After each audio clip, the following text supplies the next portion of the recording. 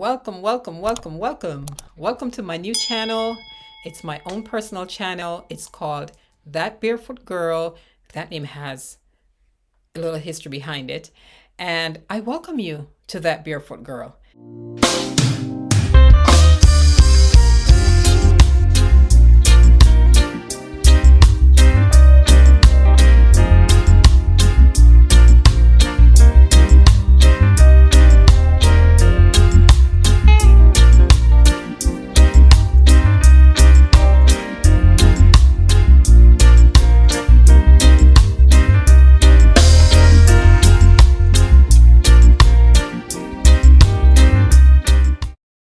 Here, Janice, I'm going to be presenting certain topics that I know you can participate in terms of your comments and stuff. You may see me sometimes cooking something because I have actually started dabbling in some alternatives to the regular starches that we like to eat or that I like to eat, like bread and baked products. So, um, I have found some alternatives that I've been trying in regards to that, and I'll tell you about it. I may cook a meal, I may try something new, and of course, I've been on a hair journey since really it's a lock journey, and I've always wanted to lock my hair. So COVID came, and that's when it happened. So this is where it is now. I'm also learning how to care for it as well, and I know there are many people out there who might have started their own lock. I actually did this myself, so we'll talk about that. But yeah, and that's some of the things that we'll talk about. And then shoot me some comments and let me know what you might be interested in. I'm very excited to have my own channel, and we're gonna get started. So for this vlog, because I'm from Jamaica, and my husband and I and the two boys came here. We migrated from Jamaica many years ago, and it has been a journey, but I must say it has been fulfilling for us. But sometimes, as an immigrant, someone who has left everything behind to migrate to a new country or a different place on this planet, we sometimes you wonder, was I wrong for leaving my country? In my instance, was I wrong for leaving Jamaica?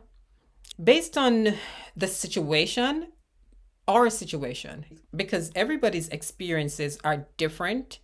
This has to be personalized. I mean, I know I'm speaking to many people out there who have migrated from their homelands and have migrated, for instance, to America like we did. So we left Jamaica and came here after my husband's mom did the paperwork, which they call filing, which she would be the sponsor. So she was filing for her son. But the thing is that her son was married with kids. So then it was a package thing. She filed for all of us. And that's how we came here. Now, making that change, especially at our age, my husband and I, it was a little bit difficult, especially for me, I think, in that in the interim, like getting ready to come, to actually transition.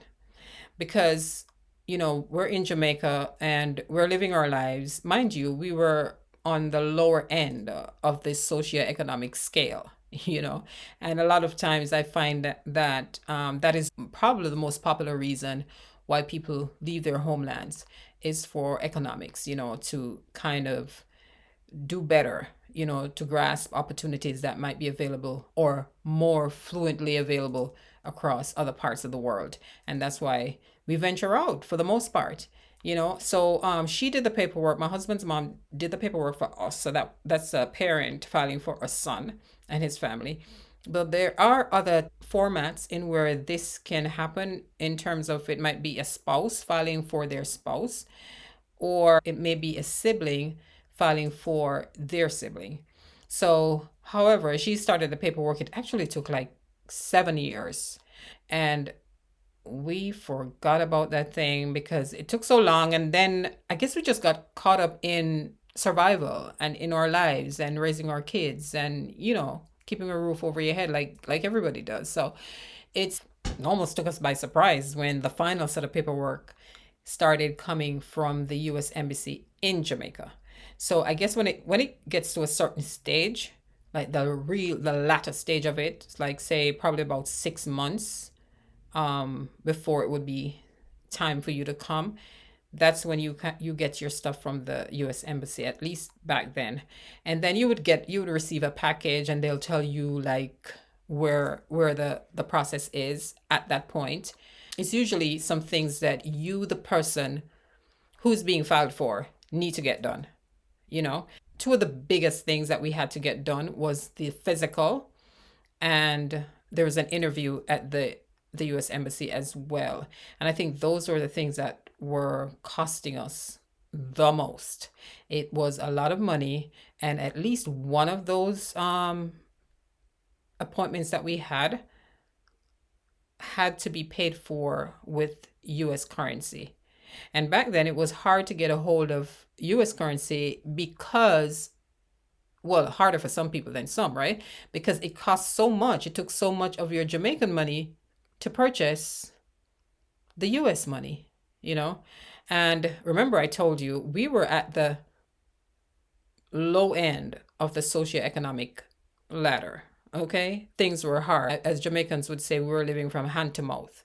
In other words, here in the US, they'll say you're living from paycheck to paycheck, which is it's not strange, but some people's hand to mouth or paycheck to paycheck may vary depending on your perspective of it, right? So, but we were hand to mouth, trust me. First of all, his mom started the paperwork. It's not like she asked him, because people don't, or whoever's going to file for you, they don't usually is going to ask you if I can file for you. It is just assumed that it's a good opportunity. So they're doing you a favor by filing for you. And that's how we viewed it anyway. Like I said, we got busy with our lives, kind of forgot about it. The paperwork started coming. We started doing all the steps, everything that we needed to do to get ourselves in order, Paul, myself, and the two boys. Now, money wise, it took like 4 times what it would have taken one person, because now we're dealing with 4 people. All right. Anyway, God is good. Friends were helpful, and we were able to save up the monies to do all 4 physicals and to pay for all 4 interviews, and just to do everything else that it entails. It was an exciting time because we were looking forward to going. We had never traveled before, none of us. We had never traveled outside of Jamaica, and so we were looking forward to this. But I tell you, when it got down to the nitty gritty, the night before we were to travel, and this is after we had sold some of our furniture and we had given away a bunch of our stuff, we were ready to go. Everything was packed. It was like finalized, you know? And our plane ride was the following morning. And that night, everything came tumbling down on me. I was laying in the bed, and I just developed one of the most crushing headaches. I started crying to Paul. I started saying, what are we doing? I don't know what I'm going to. His family, they don't know me that well. I don't know if I'm gonna, if his family is gonna accept me, or it's just ridiculous. It's just fear. I think it was just fear, and I think it's pretty normal, because consider you're leaving everything that you know to the unknown, right? So it kind of puts you out of whack, like, out of control. You're not quite sure what to expect. You're giving your surety for the unsurety. So in other words, you are taking a chance. You are taking a leap of faith. Later on, you realize that that's what you actually did. Because I remember that night, Paul was just consoling me and saying, Janice, no, we're going to be good.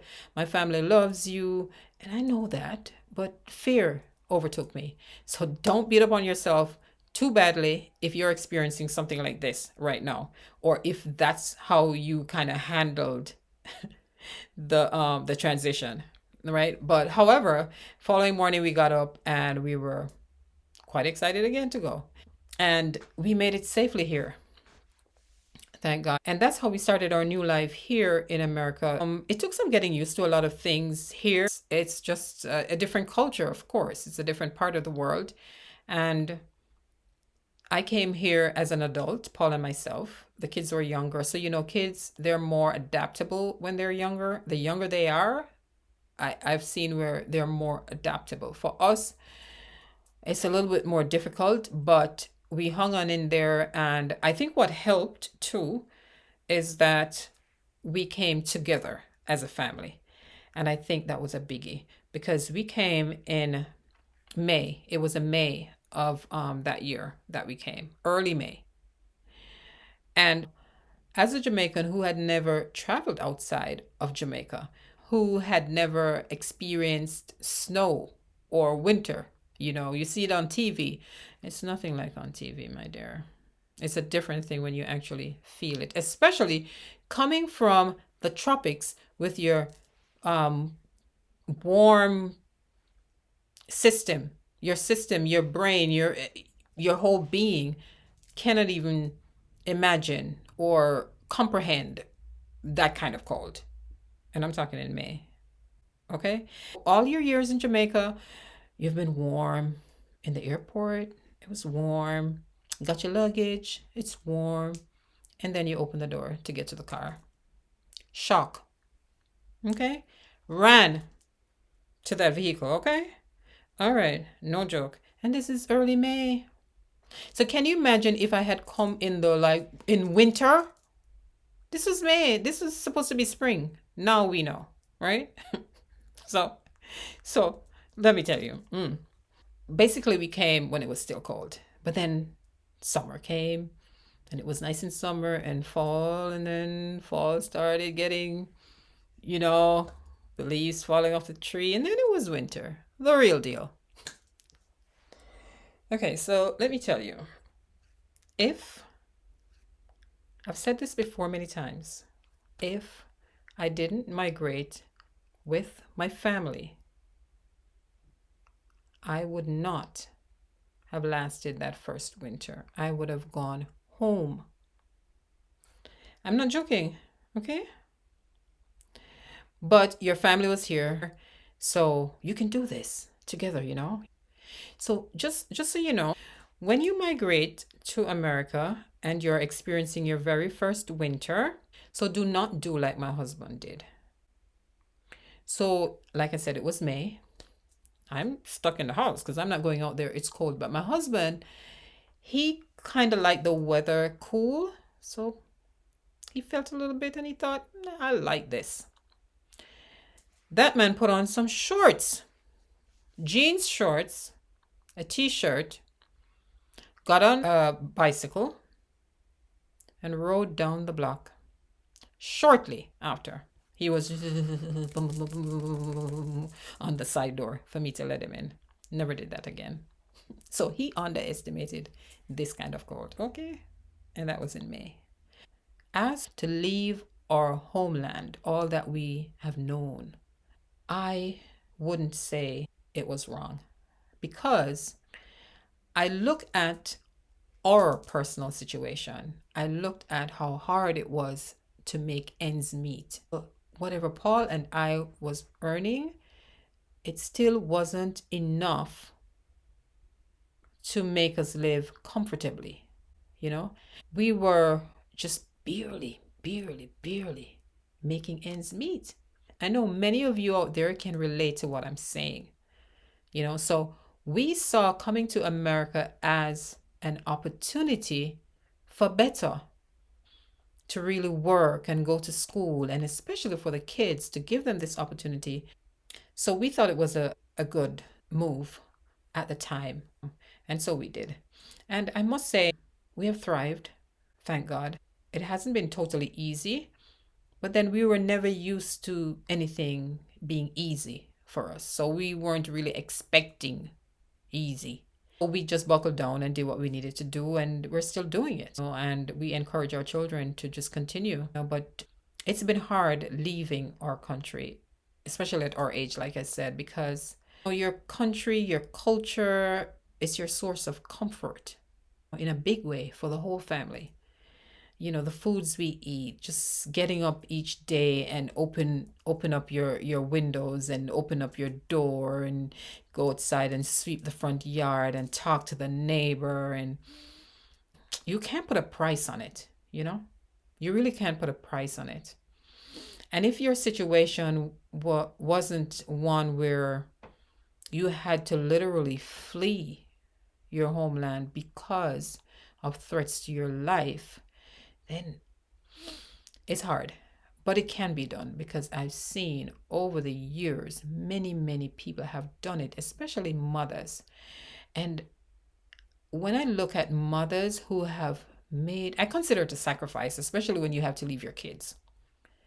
When you leave your kid, when a mother has to leave her kids behind because she feels that this is the best move for their survival, that's a huge sacrifice. But I can imagine how hard that must have been. But kudos to thousands and thousands and thousands of parents, especially moms, who have ventured out, who have left the shores of their comfort and everything that they know, and sometimes including their kids, to go out to other foreign countries to live and work and sacrifice and save and send back for their kids so that their kids can have these opportunities, and just struggle through all of this. It couldn't have been easy, but many a mother did it. And we say shout out and kudos to them, mothers all over the world. And there are some fathers who have done that as well.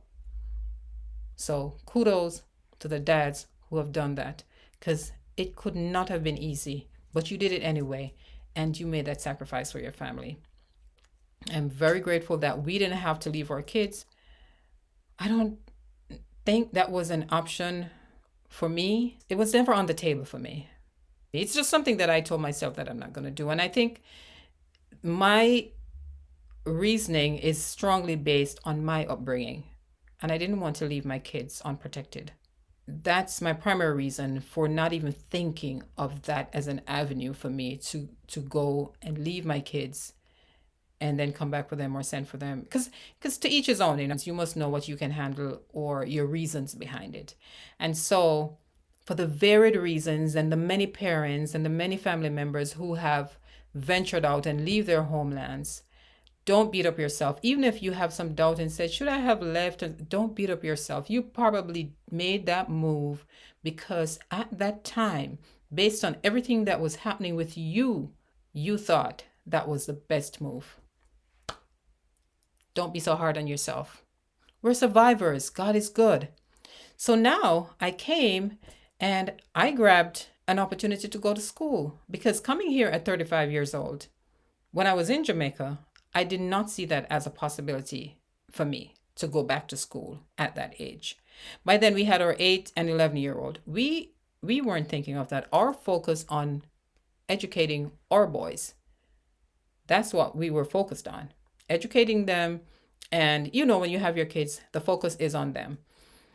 Here in this land, one of the good things is that you can focus on your kids and you can also step into your dreams, where your dreams become a reality.